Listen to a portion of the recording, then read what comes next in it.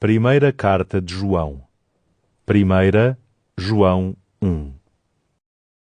Escrevemos acerca daquele que é a palavra da vida, que já existia no princípio de tudo. Nós, que o ouvimos e vimos com os nossos próprios olhos, também o contemplamos e lhe tocamos com as nossas mãos. A vida deu-se a conhecer e nós vimo-la. Falamos dela e vo-la anunciamos. É a vida eterna que estava com o Pai e que nos apareceu. O que nós vimos e ouvimos, vos anunciamos agora, para que estejam também unidos a nós. Na verdade, a nossa comunhão é com o Pai e com o seu Filho, Jesus Cristo. Escrevemo-vos isto para que a nossa alegria seja perfeita. Esta é a mensagem que ouvimos de Jesus Cristo e que agora vos anunciamos. Deus é luz, e nele não há trevas. Se dissermos que temos comunhão com Ele e andarmos nas trevas, mentimos e não praticamos a verdade. Ao contrário, se levarmos uma vida de luz, tal como Deus que está na luz, temos comunhão uns com os outros e o sangue de Jesus, seu Filho, purifica-nos de todo o pecado. Se dissermos que não temos pecado, enganamo-nos a nós próprios e faltamos à verdade.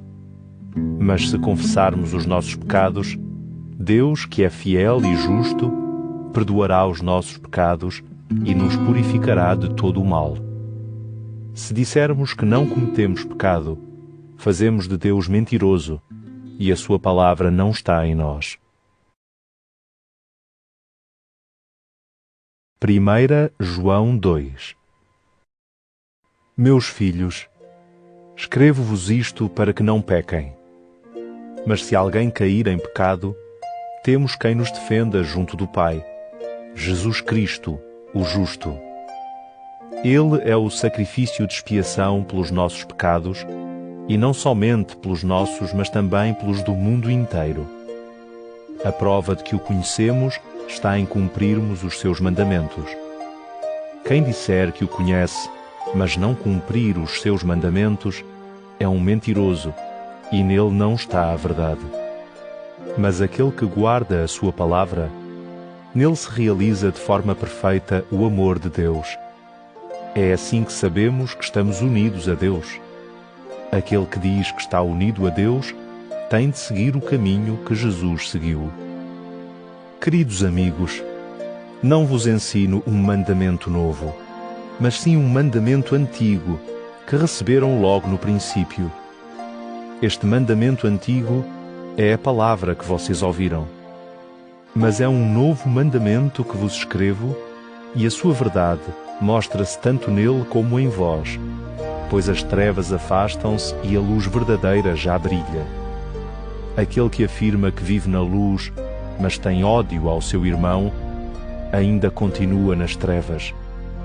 O que ama o seu irmão permanece na luz e não dá motivo de pecado para outros.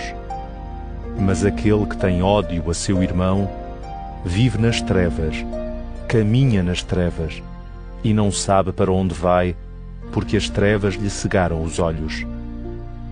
Escrevo-vos, meus filhos, que os vossos pecados estão perdoados pelo nome de Jesus. Escrevo-vos, pais, que já conheceis aquele que existia desde o princípio. Escrevo-vos, jovens, que já vencestes o maligno. Escrevi-vos, meus filhos, que já conheceis o Pai. Escrevi-vos, pais, que já conheceis aquele que existia desde o princípio. Escrevi-vos, jovens, que sois corajosos, que a palavra de Deus permanece em vós e já vencestes o maligno. Não amem este mundo, nem aquilo que lhe pertence. Se alguém ama o mundo, o amor do Pai não está nele. Tudo aquilo que pertence a este mundo não vem do Pai, mas sim do mundo, ou seja, a cobiça humana, os maus desejos dos nossos olhos e a arrogância da vida. E a verdade é que este mundo passa, ele e os seus maus desejos. Mas aquele que faz a vontade de Deus vive para sempre.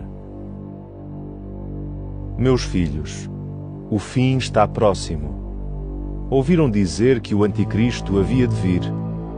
Pois bem, ultimamente apareceram muitos anticristos, por isso sabemos que o fim está próximo. Eles saíram do meio de nós, mas não eram dos nossos. Se fossem dos nossos, teriam ficado conosco. Mas era preciso que ficasse claro que nem todos são dos nossos. Porém, vocês receberam a unção daquele que é santo e já conhecem tudo. Não vos escrevo por ignorarem a verdade, mas porque a conhecem e sabem que nenhuma mentira pode sair da verdade. Quem é então o mentiroso? É aquele que afirma que Jesus não é o Cristo. Esse é o Anticristo, aquele que nega o Pai e o Filho. Quem nega o Filho fica também sem o Pai, e quem aceita o Filho tem também o Pai. Permaneçam fiéis ao que ouviram desde o princípio. Se permanecerem no que aprenderam no princípio, então permanecerão unidos ao Pai e ao Filho. E o que Jesus nos prometeu é isto: a vida eterna. Escrevo-vos estas coisas por causa daqueles que procuram enganar-vos. Na verdade, a unção que receberam dele permanece em vós. Por isso, não precisam que alguém vos ensine. Mas como a unção do Espírito, que é real e não ilusão, vos vai ensinando acerca de todas as coisas, como já vos ensinou, continuem unidos a Jesus. Portanto, meus filhos, continuem unidos a Jesus, para que quando Ele aparecer, estejamos cheios de confiança e não tenhamos de passar pela vergonha de nos encontrarmos longe dele no dia da sua vinda. Se sabem que Ele é justo, reconheçam também que todo aquele que pratica a justiça nasceu dele. 1 João 3.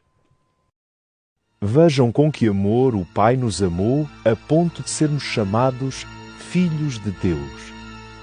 E somos seus filhos realmente.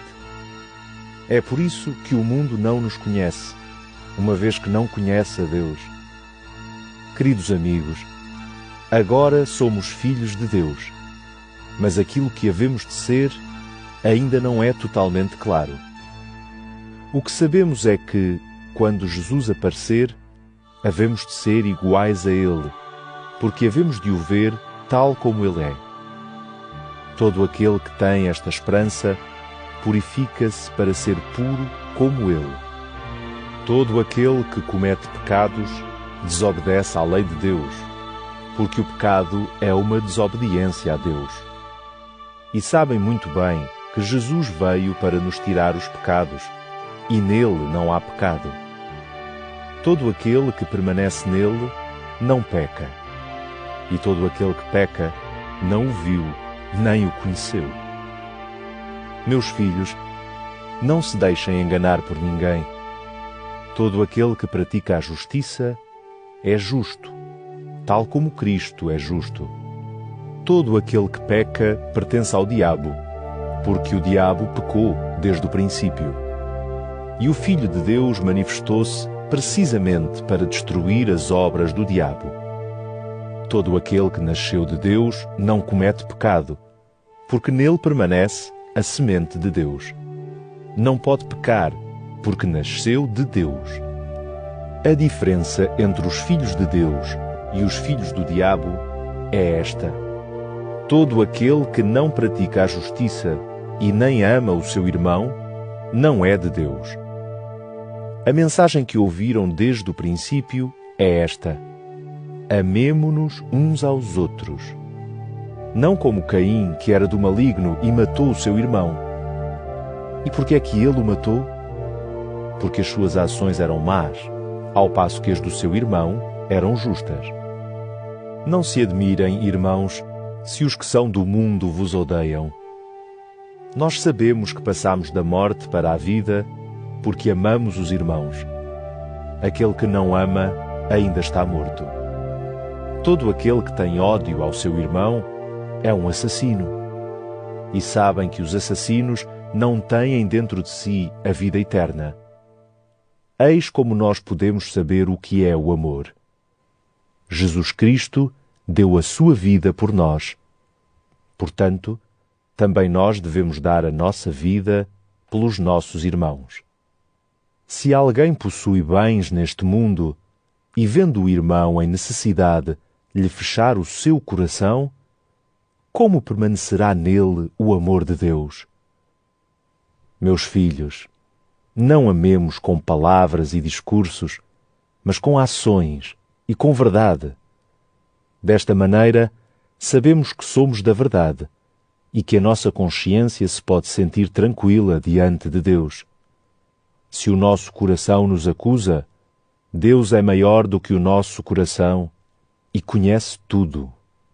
Queridos amigos, se o nosso coração não nos acusa, temos plena confiança em Deus e tudo aquilo que lhe pedirmos, havemos de o receber, porque obedecemos aos seus mandamentos e fazemos aquilo que lhe agrada.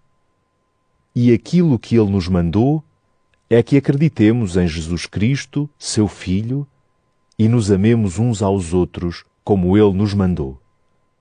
Aquele que obedece aos mandamentos de Deus permanece em Deus e Deus nele. E sabemos que Deus está em nós, graças ao Espírito que ele nos deu. 1 João 4. Queridos amigos, não deem crédito a qualquer espírito, mas verifiquem se os espíritos são de Deus, porque há muitos falsos profetas espalhados pelo mundo. É assim que podem reconhecer se alguém tem o Espírito de Deus. Todo aquele que confessar que Jesus Cristo se fez homem é de Deus. Mas todo aquele que não confessa isto acerca de Jesus não é de Deus. Este é o espírito do Anticristo, de quem ouviram dizer que havia de vir. Pois bem, ele já está no mundo. Meus filhos, vocês são de Deus e venceram os falsos profetas, porque aquele que vive em vocês é mais forte do que aquele que está nos que são do mundo. Eles pertencem ao mundo, por isso falam à maneira do mundo e o mundo dá-lhes ouvidos. Mas nós pertencemos a Deus. Quem conhecer a Deus, escuta-nos. Quem não pertencer a Deus, não nos ouve. É assim que nós podemos distinguir entre o espírito da verdade e o espírito do erro.